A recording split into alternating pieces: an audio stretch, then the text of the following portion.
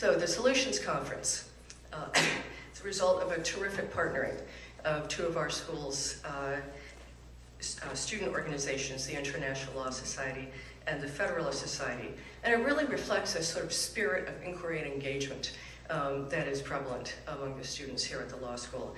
And I'm absolutely thrilled that they came together to put on this conference on such important topics. The first panel, Unprecedented or Unremarkable, the Necessity of Legal Reforms After 9/11. Just a quick change in the lineup. Originally, Judge Hall was going to be moderating this panel. He was unable to make it to this panel, who will be joining us later. Judge Hall of the Second Circuit Court of Appeals, who serves on the Board of Trustees of Vermont Law School. But we are very fortunate that John McGinnis has, at the last minute, agreed to chair the panel. Professor McGinnis will be delivering a keynote address later today on the subject, Should International Law Be Our Law? Professor McGinnis is professor in constitutional law at Northwestern University School of Law. He's a graduate of Harvard College and Harvard Law School, and also has a master's from Oxford in philosophy and theology. He clerked for the U.S. Court of Appeals for the District of Columbia and was Deputy Assistant Attorney General in OLC at the Department of Justice from 1987 to 1991. And I will leave it to him to introduce the panelists, and please help me welcome our first panel.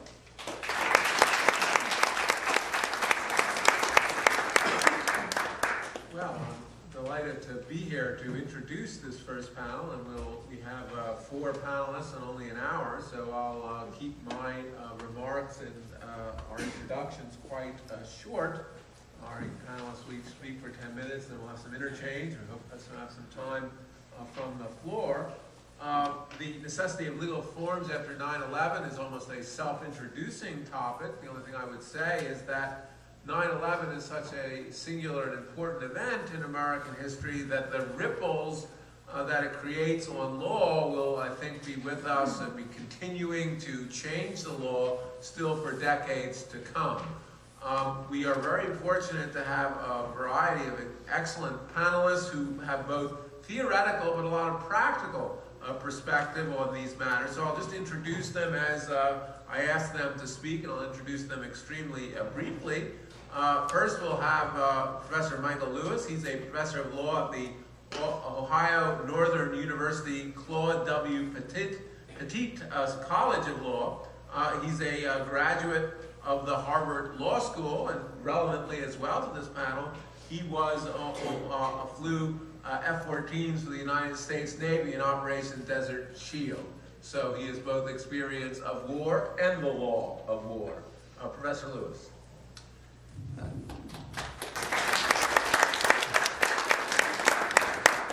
Thank you. I'm not going to go into any of the more detailed areas, whether it's the MCA or FISA or other specific actions that took place after 9/11. Many of the other panelists have a lot more experience in those specific areas than I do. I think the one thing if you're asking the question, is this unremarkable or unprecedented, looking at U.S. constitutional history, as many people have done, and many scholars have written on this, and they go back and say, well, what did Lincoln do during the Civil War? What did Roosevelt do during World War II? Were the actions taken by the executive branch or by the legislative branch in those times of crisis things that are similar to what we're doing now? I think that's the wrong question, the wrong lens to look through, because the world's changed greatly since 1861 or 1942. And things are very, very different. And I think if we're going to look at whether the U.S. response was unprecedented or unremarkable, the better way of comparing it is to how other Western European or liberal democracies have reacted to a similar threat to the one that we faced after 9/11.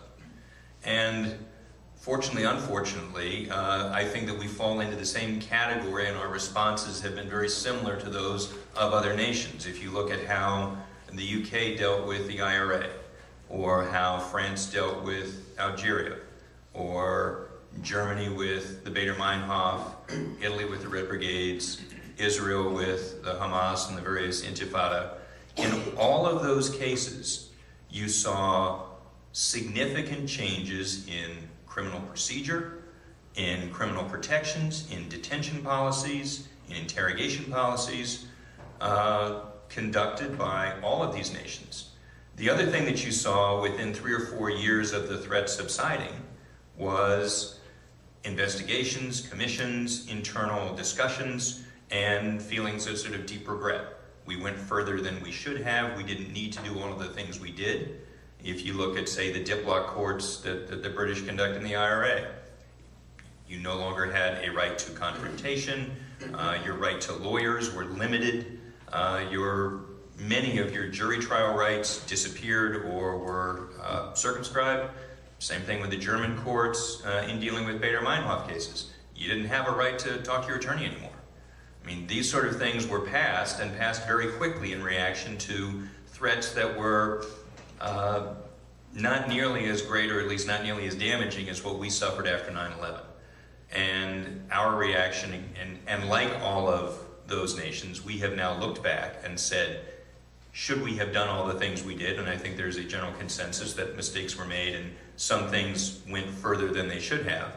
But by and large, I would say our reaction to 9/11 has been probably unremarkable when compared to the reaction that other liberal democracies have had to the threats that they've faced, or similar threats they've faced in the past 30 or 35 years. And for sake of time, I'm going to leave it at that, leave more time for questions afterwards. Thank you. We're next going to have remarks of Vicki Divoll, who's both has worked for various, graduate of the University of Virginia Law School, but has worked also for both Congress as general counsel to the Senate Select Committee on Intelligence, but has also worked in the executive branch as Assistant General Counsel for the Central Intelligence Agency. Mr. Divoll. Thank you. Well, I'm going to talk a little bit about process. You know, as law students, you know, at the end of the day, it's all about process. And the process I want to focus on, my students at the Naval Academy, who I've been teaching for the last few years, always loved war stories, insider stories. So I'm going to give you a little bit of what went on right before and right after 9/11 on the Hill in the legislative process, since we're talking about remarkable versus unprecedented in the legal arena and making laws, new laws.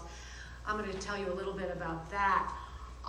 You know, I came out of CIA having been in the Counterterrorism Center for the last few years that I was there, and we were preoccupied there in the hunt for bin Laden, the capture-kill proposals and the operations that we were planning at that time, and I was the legal advisor to those operations. And then I had the opportunity to go to the Hill, and I went, and we were in I was a Democrat, and I was the minority counsel. We were in the minority in January 2000 when I came over. And I was very surprised to see that the Hill wasn't as obsessed with terrorism as we had been. In fact, frankly, as we look back on it, we know that not enough of government was obsessed with terrorism prior to 9/11. But that changed dramatically and overnight. One of the things that happened, let me go back to the 2000 election. We came out of the 2000 election and the Senate was 50-50. I don't know if you remember that.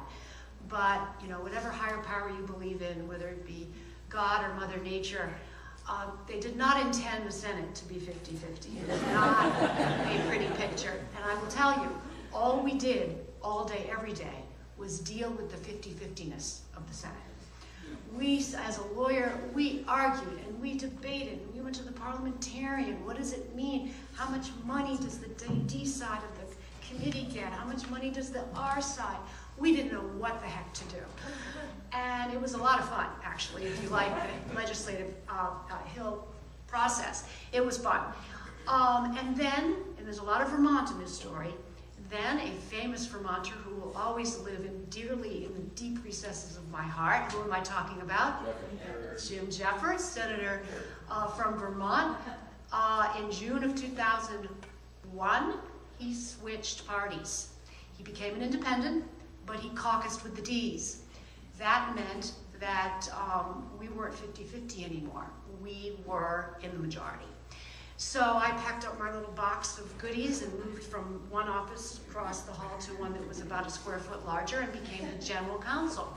And the Ds were in charge in the Senate. Republicans were still in charge in the House. Being in the majority is amazing, being in the minority is not. And we started busily working. Senator Bob Graham of Florida was my boss. He became, from the ranking member, he became the chairman of the committee. And he wanted to dig in and set his own priorities. Well, lo and behold, he was interested in terrorism. Or we told him he should be, and he decided to be. And he started working that summer on initiatives with us to come up with legislation in the area of counterterrorism.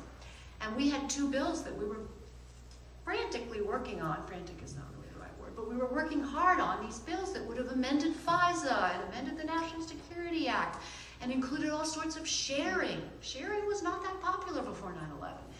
And we had all these provisions that we were working hard on. We'd had some hearings on them. Well, then what happened? 9/11 happened. And the process that we've been going through, dealing with the Vice President's office on these matters, dealing with the Department of Justice on these matters, changed overnight. We were getting a lot of pushback. Nobody liked our provisions. Nobody liked some of the sharing. I mean, the FBI liked it when the sharing came to them. They didn't like it when the sharing went from them. And so we were not getting very far. And then 9/11 happened. And within, I think it was about 5 days after 9/11, we met in a big office, a big, beautiful conference room in the Capitol building. All the leaders in the Senate who had a finger in the pie of counterterrorism met when the Justice Department and the Attorney General delivered this big fat draft document that was the beginnings of the Patriot Act. And we went into overtime working on that provision, those provisions. Now they basically went back and dusted off every old proposal that had ever been made for more aggressive work in sharing, more aggressive work in law enforcement on intelligence matters, more aggressive work in the intelligence community on terrorism matters. Everything that hadn't made it anywhere into a bill was all of a sudden dumped in this bill. So everything in the kitchen sink was there. And some people liked some of it and didn't like others. But remember, and people forget this, because the Ds were in charge in the Senate, the Patriot Act is owned by Democrats. The person put in charge of it was Patrick Leahy, another Vermonter. And his general counsel was running the show. And they didn't want too many people, too many cooks in the kitchen, in the kettle, too many cooks in the kitchen, because they wanted it to go fast and smooth and no problems. So they tried to keep everybody else out of the room. And Patrick Leahy's people were doing all the negotiating. The House was MIA. They weren't involved at all because they were in our hands, Republican hands. So they were just carrying the water of the administration, the Bush administration. So the Ds were the ones who were going to basically decide what got in this bill and what didn't. So if you're a Patriot Act hater, and I don't recommend that you be one, because really the controversial provisions in the Patriot Act are very few. Most of it, it's big, most of it is stuff that isn't all that controversial. Anyway, we had to muscle our way in. We were the Intelligence Committee. We had a big dog in this fight, but we were kept out. They wouldn't even tell us what conference rooms they were meeting in. We had to find out and scurry over. It was crazy. And I call this crisis legislating. This is something I teach in my class at the Academy. It is business as usual is thrown out the window. The ordinary legislative process is gone. And everything is made up as we go along. And we managed to get this bill through and passed in a matter of weeks. And we did successfully muscle our way in. Because why? We already had these bills pending that I just told you about. We'd already done some of the hard work and had these bright, shiny provisions involving, sharing of intelligence and other matters ready to go. So we were able to muscle our way in and become part of the process. I'll tell you a couple of the backstory big fights was what to name the bill. The House side wanted to call it the Patriot Act, and the Senate side wanted to call it the USA Act. The Patriot Act stands for Providing Appropriate Tools Required to Intercept and Obstruct Terrorism. It's an acronym. And the USA Act was United in Strengthening America. That was what the Senate wanted. Well, interestingly, it became the USA Patriot Act. And of course, the Senate side lost because everybody calls it the Patriot Act. I'd love to talk about a couple of the controversial provisions and all that, but maybe I'll leave that to the questions. I'll keep this to process, historical context, and we'll get into substance later. Fine, well, thank you very much. Our next panel, all the panelists also has a nice mixture of theoretical and practical experience. It's Jennifer Daskal, who is now the fellow at the Center on Law and National Security at Georgetown University Law School. She's a graduate of Harvard University Law School, and before she became a fellow at Georgetown, she served as the counsel to the Assistant Attorney General for National Security at the Department of Justice. Ms. Daskal. Thank you. Thank you, and thank you to Vermont Law School, to the Federal Society, for the International Law Society for putting together this really terrific conference. I'm really excited to be here and really excited that there's snow on the ground. So I want to use my brief remarks to talk mostly about detention issues, but then end with a discussion of where do we go from here, because I think we're at a moment of time where we can start having that important conversation. And I'm talking about detention issues just as one of, I think, of a number of examples of the way in which what was to some extent remarkable in my view, and to some extent unprecedented, but not entirely, becomes embedded in the law, in our response to a crisis. So, as you all know, within days of September 11th, Congress passed the authorization to use military force, which authorized the use of necessary and appropriate force against those nations, organizations, and persons who planned, committed, aided the terrorist attacks of 9/11. And this led to what was initially known for the first several years as the global war on terror. And in fact, in the first several years after September 11th, the U.S. picked up people from all around the world, to some extent, Dubai, Mauritania, Thailand, and brought them to Guantanamo. And the U.S. asserted that they were not protected by the Geneva Conventions, and asserted that even for the Taliban, even during the period when the United States was engaged in what I think most scholars would consider to be a state-on-state conflict between the Taliban as the government at that point of Afghanistan and the United States, and yet borrowed from the general laws of war to declare that these were individuals who could be detained until the end of hostilities. And on top of that, Guantanamo was chosen in large part, because it was deemed outside the reach of the ordinary U.S. constitutional law. So the assumption was that detainees could be held there and that they wouldn't have access to the courts. Now, in a series of rulings over time, the Supreme Court pushed back, and the Supreme Court first, importantly, embraced the notion. So the first thing that they did is they embraced the notion that yes, the administration is right, that the authorization to use force, which says nothing about detention whatsoever, includes detention as incident to the use of force, and that therefore it was permissible for the United States to detain individuals who were engaged in, it's kind of like certain individuals. The Supreme Court importantly said, and I'm going to quote here, that if the practical circumstances of a given conflict are entirely unlike those of the conflicts that inform the development of the laws of war, that understanding may unravel. And I quote that because I'm going to return to that in a moment, because it's a very important statement that the Supreme Court made, I believe. And it also said in a different ruling that detainees in Guantanamo were entitled to the writ of habeas corpus, entitled to bring a writ of habeas corpus. The suspension clause applied to Guantanamo, first as a matter of statute, then ultimately as a matter of, well, not, the suspension clause is not a statute, but first they had a right to bring a writ of habeas corpus as a matter of statutory law, and eventually the Supreme Court ruled as a matter of constitutional law. And this in turn required for the first time the administration to articulate the detention standard that it was using for the Guantanamo detainees. And they did this as part of a separate administrative review process, and they defined the detention standard as including those who are part of or supporting the Taliban, Al-Qaeda, or associated forces. So fast forward several years, and President Obama comes to office January 2009 with great fanfare, promises to close Guantanamo. Guantanamo's still open, and also 3 months later announces, a little bit with less fanfare, but with some fanfare, the new detention standard that the Obama administration is going to put forward. And lo and behold, it is almost verbatim identical to the detention standard that was put forward in 2004. The one difference is that it's part of or substantially supporting. So you've added the word substantially in front of supporting Al-Qaeda, the Taliban, or associated forces.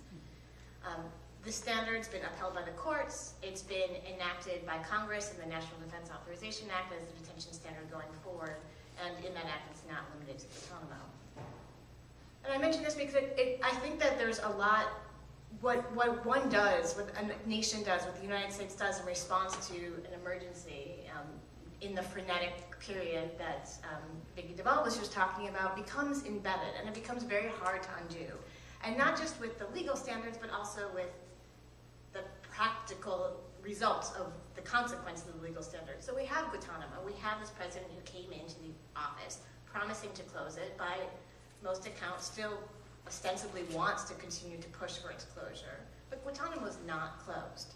And the administration's own internal review, there's 166 detainees still at Guantanamo. About 80 some of them have been cleared for transfer. A big chunk of them are from Yemen, and there's real concerns about the security situation in Yemen and transferring them back to Yemen. Another 30 some are from a variety of other countries, and there's concerns about a combination of security arrangements and humanitarian concerns about how they'd be treated upon return, and so they're still at Guantanamo. You have another chunk of about 30 who are supposedly slated for prosecution, which we can talk about later because there's been some interesting developments in the law with respect to military commissions. And then finally, there's another 46 that the Obama administration in its review have concluded are too dangerous to transfer, but ineligible, can't be prosecuted. Prosecution is not feasible. And so the question then becomes, what do you do with this category of individuals? And you have an administration, and I think most administrations, who are really fearful. Nobody wants to be the one to release or to transfer out an individual who ultimately becomes the person who commits the next huge terrorist attack. And so when you create something like Guantanamo or other practices, there's a real path dependency because it becomes extremely hard to undo for a whole host of normative and legal and practical reasons.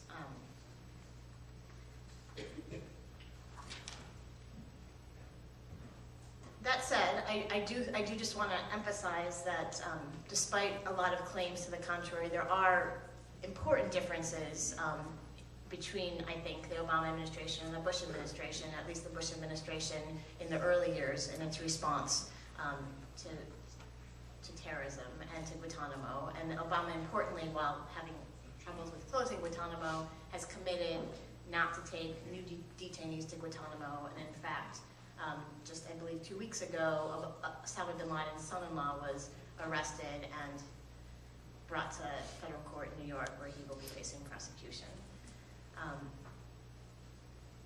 But more importantly, I also just want to highlight what I think the unique moment that we're in right now, where we can start thinking about how to do things differently and what our world, what our counterterrorism policies and programs are going to look like going forward. And back in November, the former general counsel of the Department of Defense, Jay Johnson, right before he left office, gave a really important speech at the Oxford Union, where he talked about the fact that, well, he said we're not there yet, but he talked about the fact that at some point that the United States is likely to reach what he called a tipping point, where the United States is no longer in a conflict with Al-Qaeda. And as he, I think, so eloquently put it, in his words, war is something that ought to be finite, that ought to be extraordinary, that violates the natural order of things, and that we should be continually striving for peace. And so as the United States begins to pull out of Afghanistan, and as Al-Qaeda core, at least, is, according to administration official statements, being increasingly decimated, it's time, in my opinion, to start a conversation about what the end of the war looks like and what our counterterrorism policies look like when this war is ended. And it's my view that this provides an important and unique opportunity to shift to a new counterterrorism paradigm for dealing with the terrorist threat, one that, like our allies, relies primarily on law enforcement, border controls, counterterrorism cooperation with our key allies, takes advantage of the ways in which our criminal laws and surveillance capacities have, thanks in some part to the Patriot Act and to other developments, have strengthened over the last decade to deal with most threats. That also, consistent with the President's Article 2 powers, exercises self-defense, use of force, use of lethal force in self-defense in response to specific imminent threats when alternative options are not available. And that if the facts on the ground and the threat demands it, then it's appropriate to think about new authorizations of use of force to deal with situations when these alternative tools are not sufficient and the facts on the ground justify essentially the declaration of a new conflict. This is a debate that is starting to play out in Congress. It's playing out in the media. There's reports that it's a debate that's happening within the administration, and I think it's a debate that the public needs to really engage in. So thanks. Thank you very much. Our last panelist is Modirzadeh, and she's a senior fellow at the Harvard Law School Brookings Project on Law and Security. She has her JD from Harvard Law School, and while she hasn't worked in the government, she has practical experience on the Human Rights Watch and other aspects, so in implementing humanitarian law. So we look forward to her remarks, and then we'll have some exchange, and then open it up to questions. Thank you very much, Professor McGinnis. Thank you to Vermont Law School and to Molly and Richard, and really just wanted to reiterate the Dean's comments. It's really impressive that this has been put together by students, and I think some of those of us who do these kinds of conferences often, it's really nice to see some new topics and new engagements, and it's really your planning that I think has led to that. I also wanted to commend you on, I think, the most compelling logo for a conference on these issues so far. I found myself in the last week when in difficult conversations, I just want to keep saying, destroy! I, alas, will not be speaking about topics related to active hostilities or armed conflict as such, and I had thought about this panel and I thought that I didn't really see what was tying us together, but I think perhaps I have found something, which is that starting from Professor Lewis's amazingly brief, but I think very effective remarks about the fact that we should remember that much of what we see is neither unremarkable nor unprecedented for a government dealing with the type of threat that the U.S. has been dealing with since 9/11. And moving through from Vicki's comments to Jen's about, well, what if we take that on board as assumed, then what does that mean for the way that law gets figured out in the legislative moment, legislation in crisis, and then for the way it gets entrenched, right? Path dependency, institutions and bureaucracies that take this emergency law approach on board. And so I'd like to just make a few remarks on a project that I've been working on, which I think illustrates the way in which this very unremarkable and unprecedented approach is different in 2013 because of the way in which the United States is in a position to globalize its law. Some of the issues that I will be talking about are the way in which the very USA Patriot Act and others have become, in a way, the law of many, many, many other states in the world as a result of exportation of some of these counterterrorism laws and policies. So I'd like to ask you just for a minute, and I'm just going to look at my phone, not to tweet, but to be aware of time. I want to just give a few hypotheticals, so apologies to those of you who are law students and tend hypotheticals all too often. They won't be issue spotters or anything like that, but just to get ourselves in the mindset. So first, let's imagine, I'd like you to imagine, that you are a program coordinator for a humanitarian organization, let's say a humanitarian organization focused on the well-being of children, life-saving assistance to children all around the world, very reputable organization. Let's say you have close to $1 billion of annual revenue from individuals, charitable individuals, and governments. And you find yourself working in a country, I'll say Somalia, where an Al-Qaeda affiliated armed group, the Al-Shabaab organization, controls territory in Somalia. So you are attempting to deliver life-saving services to children in a territory controlled by the Al-Shabaab, which at this point is an openly Al-Qaeda affiliated organization, falling into all of the laws that have already been discussed as part of that. And you come to a checkpoint run by some Shabaab fighters.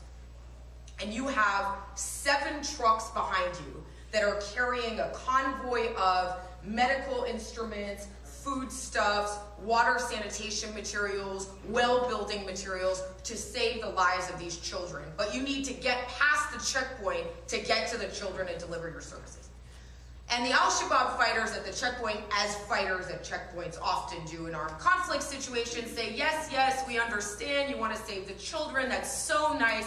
Unfortunately, today we are actually imposing a $200 checkpoint fee for anyone that wants to get through. You have millions of dollars worth of goods and services that you want to get to these children, but now an Al-Qaeda affiliated fighter has demanded $250 in order for you to get through. Second, I'd like you to imagine you're the general counsel for a large, many of you going on to become lawyers, already lawyers, or general counsel for a similar humanitarian organization based in the United States. You like the fact that you get to work for an organization that does good while you do well, and you work with the organization on all kinds of issues that face a large global humanitarian organization.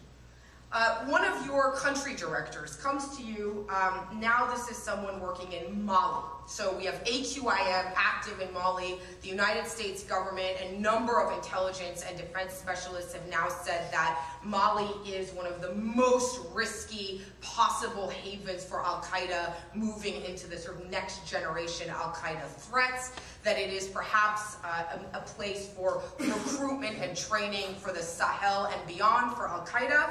So your country director comes to you working in northern Mali and says an Al-Qaeda organization, one that has now been listed as being linked to Al-Qaeda, has asked us for a registration payment. So if we want to operate in this area, we need to pay a registration fee in order to be able to continue to operate in northern Mali. And let's make it really small. It's $50 registration fee for all NGOs that want to operate. Third, and this will be my last, you are working on, you're a government lawyer. And you're working with USAID, United States government, and you work on providing government support to assistance and humanitarian programs around the world. And you are figuring out how you will be allocating funds for the incredibly tragic Syrian refugee crisis that is unfolding before our eyes today. As most of you know, the number of registered individuals is now crossed the 1 million mark. And the United States government has just said that the Jabhat al-Nusra, the Nusra Front organization, a very, very critical and prominent group of fighters that seems to be either folded into or affiliated with the US government-supported Free Syrian Army, is a branch of Al-Qaeda in Iraq. You are trying to figure out how to provide funds for refugees in a number of camps, and you have reason to believe that Jabhat al-Nusra affiliated and supporting individuals are living in and working out of the camps. And you need to figure out how can United States government funds be utilized in order to provide necessary support to the refugees in light of this determination that Nusra Front operatives may be in some way linked to the camps. So this is the dilemma that I'd like to point to. The stories that I've said hopefully make you think that there is a dilemma, at least on a moral and ethical grounds. There also happens to be one on legal grounds. So I'll just take a few minutes to kind of illustrate it, and then I'll just close by suggesting that this has now become an issue that affects not only the United States and US law, but that we have in many ways exported this issue to many, many, many donor countries around the world. So the dilemma stems from, on the one hand, the humanitarian imperative, which I hope was obvious in the stories that I've told, one enshrined in international humanitarian law, a number of other international instruments, and I'll just quote the most basic fundamental international humanitarian law tenet on this issue in Common Article 3 to the 4 Geneva Conventions: an impartial humanitarian body, such as the International Committee of the Red Cross, may offer its services to the parties in the conflict. Right? So this is the idea in the law of armed conflict, that even when there are two parties fighting, even when they are seeking to destroy each other, impartial humanitarian organizations may cross fighting lines in order to reach the civilian population, in order to get basic life-saving goods to the civilian population. And the idea that states should not understand that humanitarian assistance as being part of the hostilities or as supporting the enemy because they are being brought into the conflict by a humanitarian organization. And as part of this, it's important to note that the United States remains, as of today, I think I didn't check this year's numbers, but in terms of absolute amounts, the largest donor country in the world, in terms of not percentage of GDP, but in terms of absolute dollar amounts. So here comes the conflicting trajectory that I think was perhaps also clear in the stories I told at the beginning.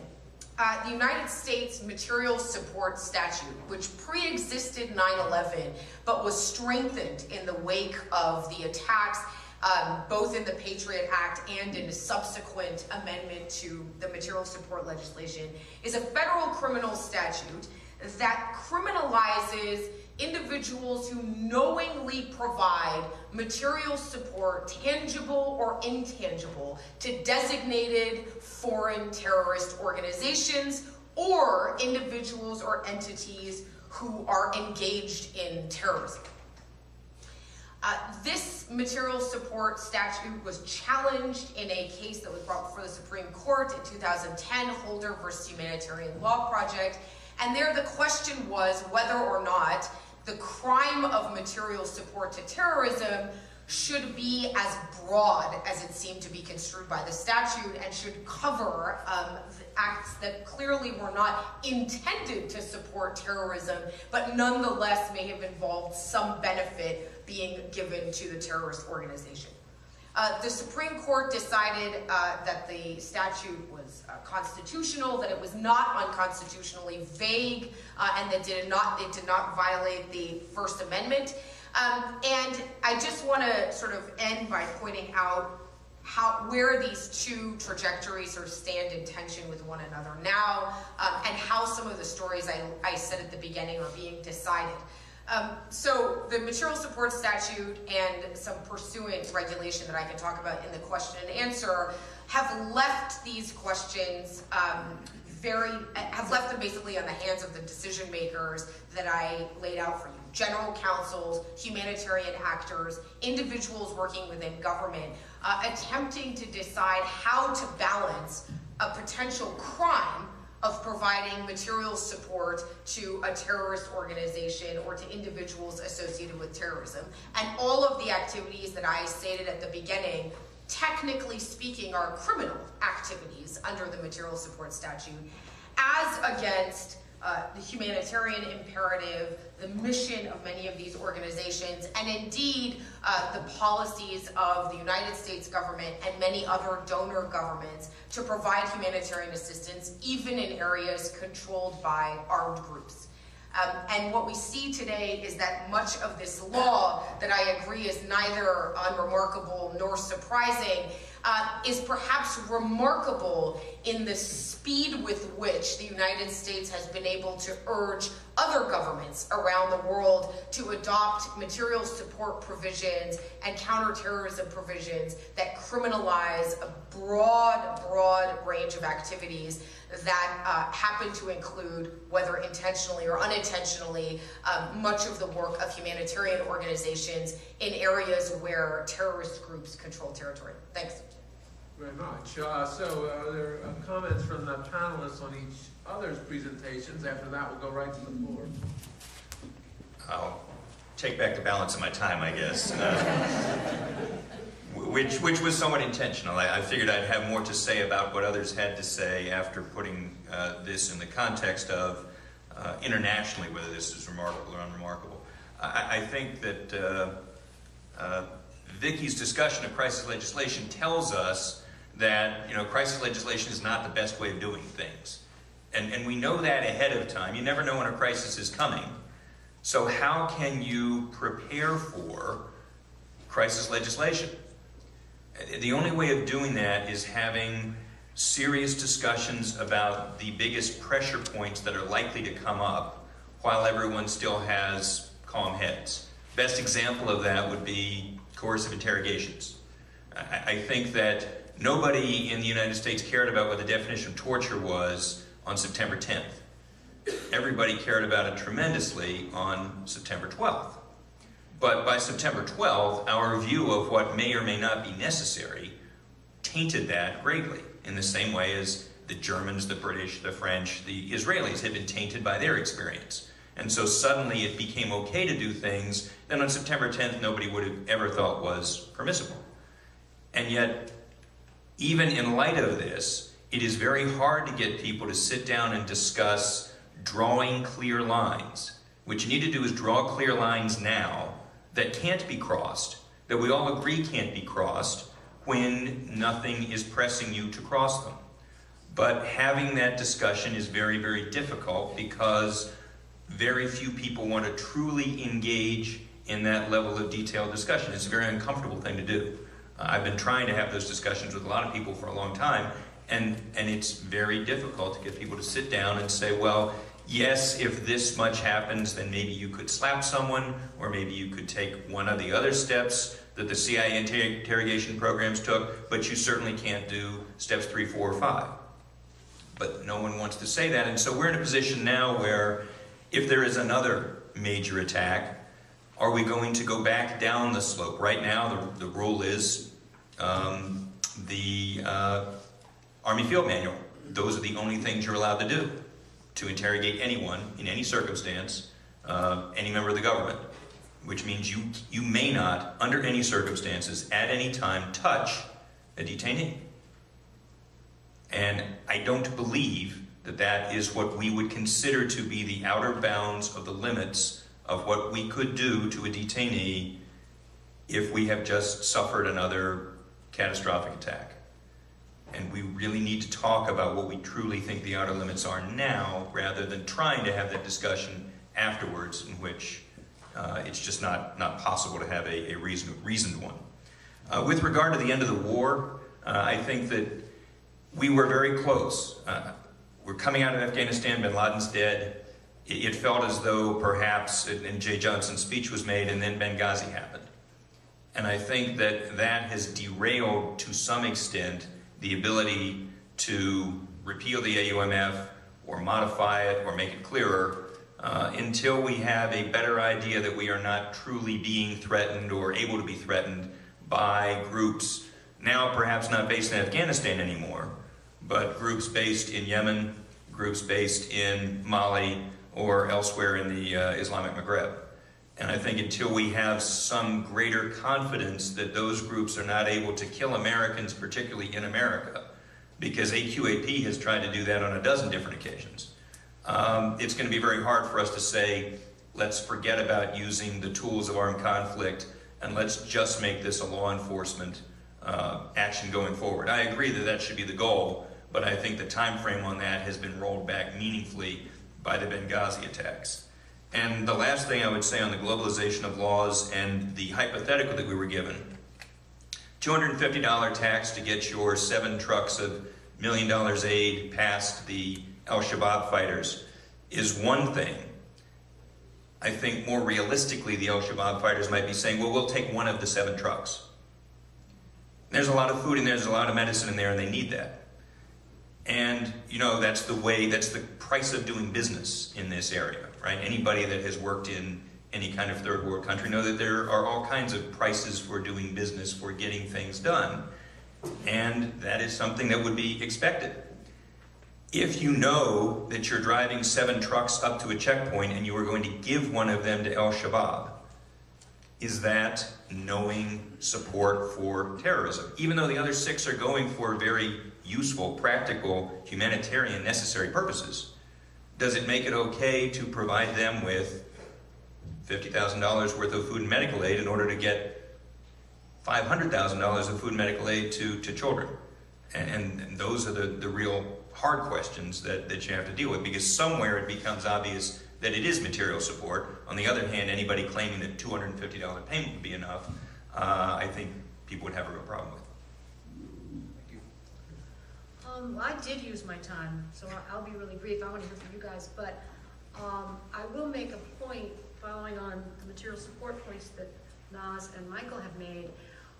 Remember, when you're drafting a law, particularly a criminal provision, it's really difficult to do, and you often pull in things that you didn't quite intend.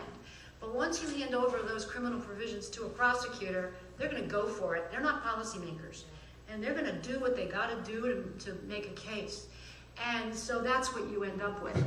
That's all I want to say. Sure, I'll just briefly talk a little bit about this, again, about this notion of the end of the conflict, and just clarify 2 things. One, the situation we're in right now is that the groups that Michael was talking about, AQIM, AQIP, are being shoehorned into the AUMF through this notion of associated forces. And the most we know in the public about what the notion of associated forces is that it's an organized group that satisfies the general principles of co-belligerency, which is a very different concept that applies, or historically has applied in international armed conflict between 2 states. And so, at a minimum, I think we need to have a conversation about what groups are we at war with? If we're claiming the authorization to use force against military, the authorization to use force based on a law of war concept, we need to have clarity in terms of who is the enemy. And secondly, it's very unclear to me, and I think so there's been recent reports about that even the administration thinks that the group that Michael just mentioned, AQIM, is in fact covered as an associated force. So it's time, in my opinion, to have a conversation about if the facts and the threat assessment and the necessity justify an authorization specific to AQIM or a specific group, we ought to be talking about that. But we ought to be clear about who we're engaged in a conflict with, and we ought to do it on a case-specific basis, understanding the implications of that, including what that means in terms of the right to use force as a matter of first resort, and the secondary possibility of detention, new detention authority with respect to members or fighters of a particular group. Yes. Thanks. I just wanted to say to Michael's example, I mean, I think even if we take on board the idea that it is one truck out of 7, I think the dilemma is still there, right? Yeah. That it's a real question that you can imagine a national security argument that says whether it's $250 or a whole truck, that's taxpayer money going directly into the hands of a terrorist organization. And on the other hand, you can envision, I think, a strong argument that that it is life-saving assistance and that the people behind those lines should get the assistance. So I think that's exciting. I think that sharpens the dilemma even more. Yes, well, we'll now go to the audience. If you could briefly state your name and affiliation, and then give a succinct question and direct it to one of the panelists, that would be great. If you could line up behind the stand mic as well, so we can just, for transition purposes.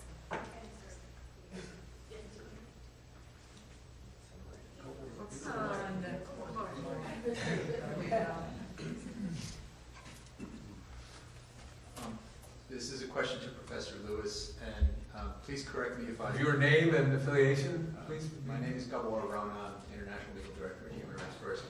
I may have misunderstood the implications of one of your comments. Correct me if I'm wrong, but you seem to be saying that we need to reopen the question of whether or not it's appropriate to ever lay hands on a detainee. And I'm wondering if you in fact mean to revive what many of us would have hoped was the well-settled issue of torture and detainee abuse, which came to so many tears in the previous administration.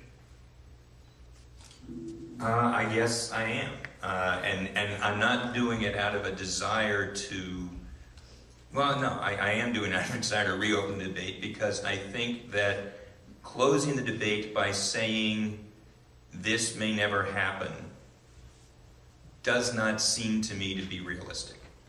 I do not see how, if it was 20, 200, 2,000, 20,000, if there were 20,000 dead Americans and you're telling me that I have someone that I believe has knowledge, that I can't do anything to them other than ask them questions.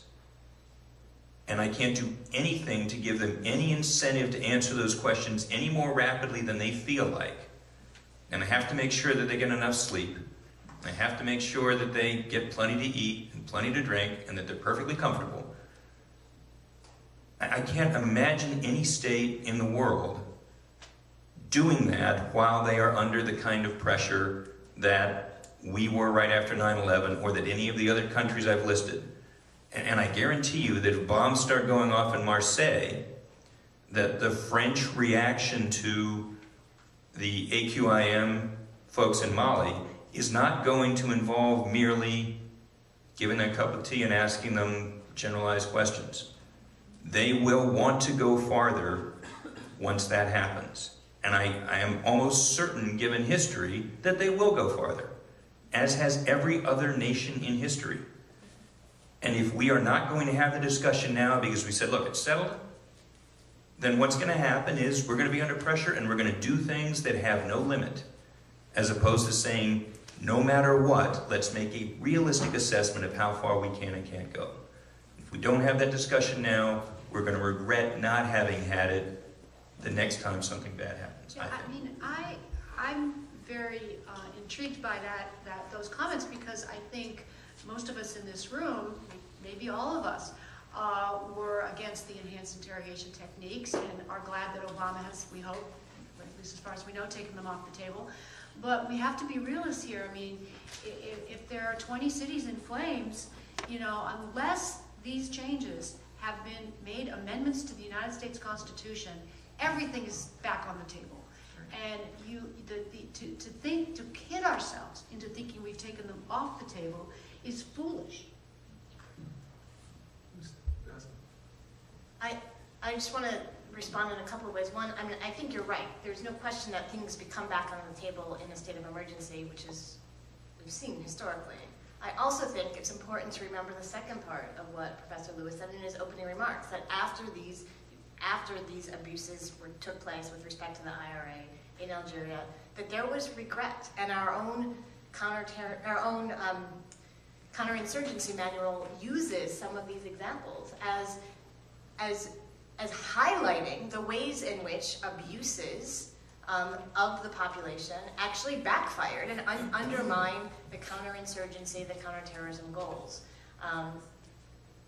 That's one point. The second point is I think that if you read the Army Field Manual, which lays out the permissible techniques, it's not limited to giving somebody a cup of tea and having a very casual conversation. There's a lot more that can be done within the realm of what's permitted under the Army Field Manual.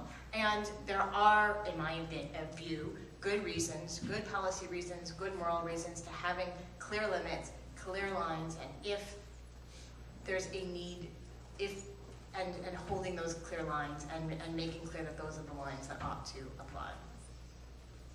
Okay, next question. Hello, my name is Rudy. Wow. Hey, my name is Rudy. I'm a student here at VLS. So I guess I have a kind of a two-part question. So would you say that so long as we're engaged in a kind of war on terror, would you say we're perpetually going to be in that state of crisis legislation? And secondly, this might be more geared towards Ms. Daskal. I agree that war should be finite, and we should have a discussion about the kind of the definition of who we're fighting. So it feels like a war on terror in general is a very broad term. So how would we even open up the discussion to sharpen the definition of war on terror, or would it even be possible to even shed the war on terror term overall for something more specific? So to be clear, the Obama administration has explicitly and very vocally rejected the notion that we're in a war on terror. They made that very clear. So the United States is in the Obama administration's view, and in the view of the courts, and in the view of Congress, in a war, a conflict against Al-Qaeda and associated forces. What I was talking about is just putting a little bit more meat on the bones of what we mean by associated forces and more transparency in terms of if a group is going to qualify as an associated force, let's be public about that. But it's a very important distinction. The United States does not assert that it's in a global war against terror, and it's not acting as if it's a global war against terror. So I will add that that's exactly right, and I think one of the things that you were talking about, and I would echo, is maybe it's time to step up and amend the AUMF and just change its terms and redefine where we are now, what is okay, what isn't, who's our enemy, etc. in law. So I wanted to throw that out there, but anyway, I'll leave it at that. And I think we should amend the AUMF, but I think politically Benghazi has made that really hard to do for another year or so. As long as we don't get attacked again in the next year, maybe there's political appetite to do that a year from now, but it's going to take a while for that wound to heal. Thank you. Next question.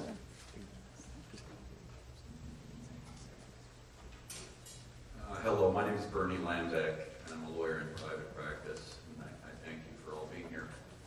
My question relates to the issue of the hypotheticals that was raised, and it just seems to me that in the area of criminal law, the mechanism for resolving the tension in those hypotheticals is the necessity defense, and I just wish to solicit your responses to that notion.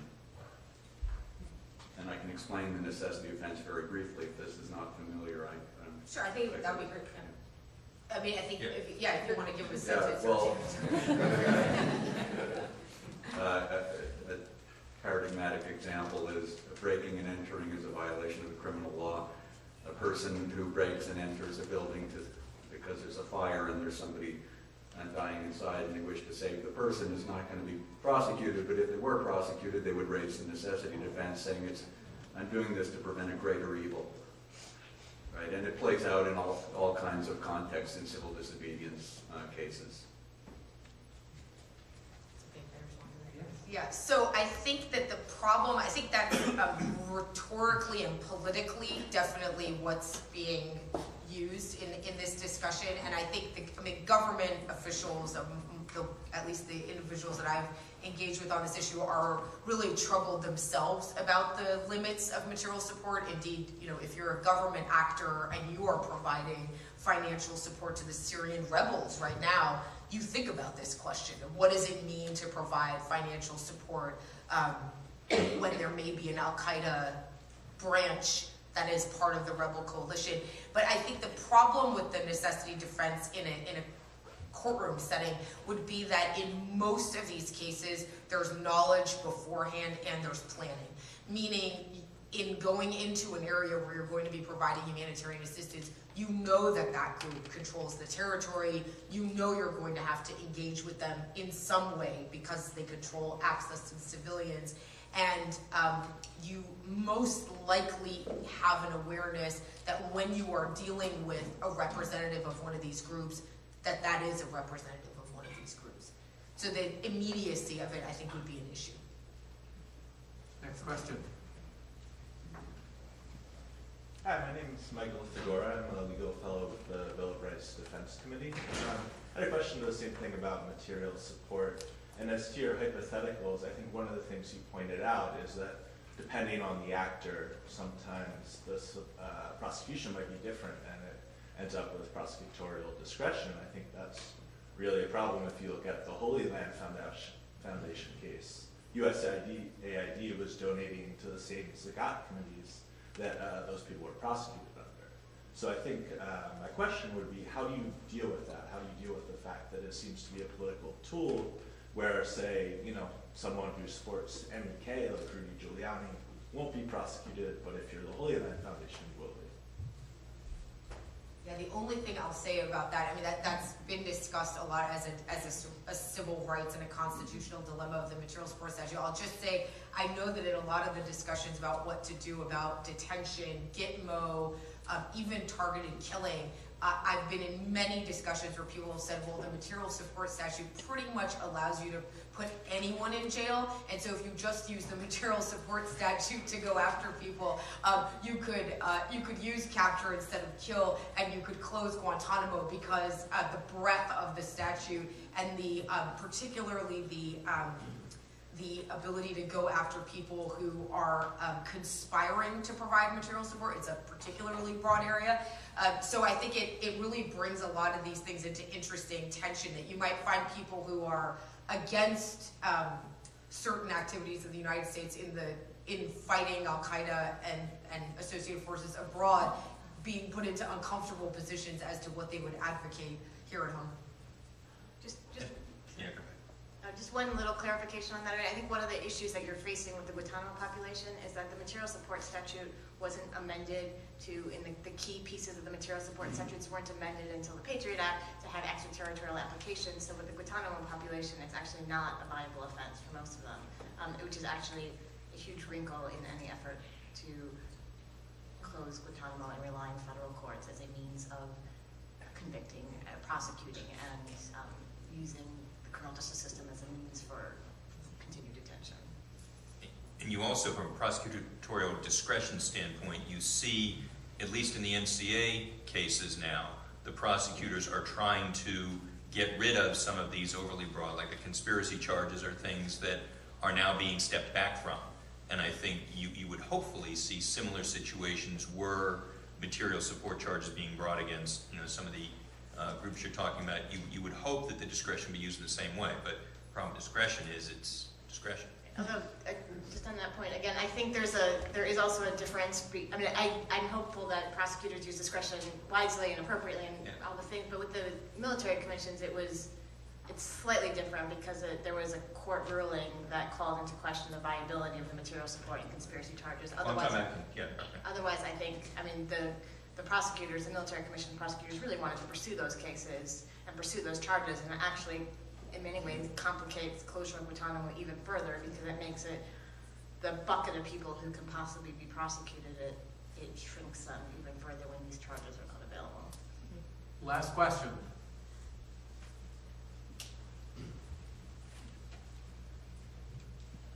My name is Ben Scotch. I also am a private attorney and an itinerant lecturer on questions of war powers. And this is directed to Michael Lewis with reference to Gabor Rona's question. And I think you are suggesting that as a practical matter, after an attack or when a nation is threatened or under pressure from recent events, as a matter of practice, certain techniques of interrogation are always used. And you reference several countries and several experiences. And from the point of view of accountability and rule of law, I'm asking in those instances, if you know, are the statutes underlying those practices specific, or are they broad authorizations really to the executive branch to use judgment? I also worked as an aide in Congress for a while, and there is the notion of a wink and a nod in interpreting broad language as what you are suggesting to people doing the interrogating. So to summarize the question, how specific ought we to be in what we enact for what may go on in the future? To what extent are we trusting the executive? And what are the balances between those alternatives? You admitted to answer. Okay. I think that history has proven that you cannot trust the executive, which means that you need to be as specific as possible in advance, because you're absolutely right. The wink and the nod, and yes, you have this broad authorization, and that may mean things that go beyond, because everybody's absolutely right. the fact that the Army Field Manual says X today is not enshrined in the Constitution. It's not something that can't change like that if there's a need to.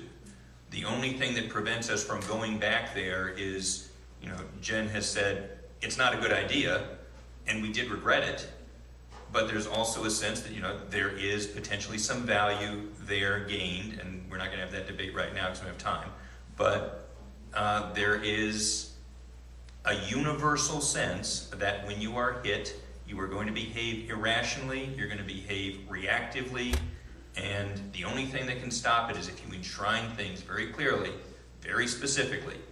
Do this, discretion up to, but here is a line, and here is a very clear line that we all agree on. And if you just label that line and say, well, torture, what does that mean? And that's the problem we found ourselves in. That's the problem we still have. Well, on that note, thank the panelists.